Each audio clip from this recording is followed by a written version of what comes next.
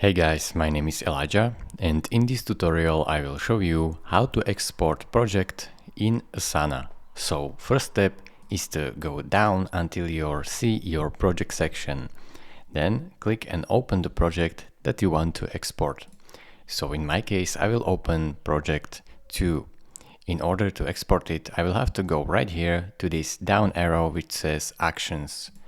When I click on it, it will open up this menu where I have the option to sync/export. This will open up a new menu next to it where I can export project tasks as CSV, JSON, or print it. So basically, if you choose print, you can download it as PDF. If you choose JSON, it will download you a JSON file. And if you choose project task as CSV, it will basically download you a CSV file to use in Google Sheets or Microsoft Excel. So let's pick that one. Now select Export CSV and name your project and pick where you want to download it and then press save. Now it will save the document to your computer. Thank you for watching. If this video was helpful to you, consider subscribing and liking this video, and I will see you in the next tutorial. Bye bye.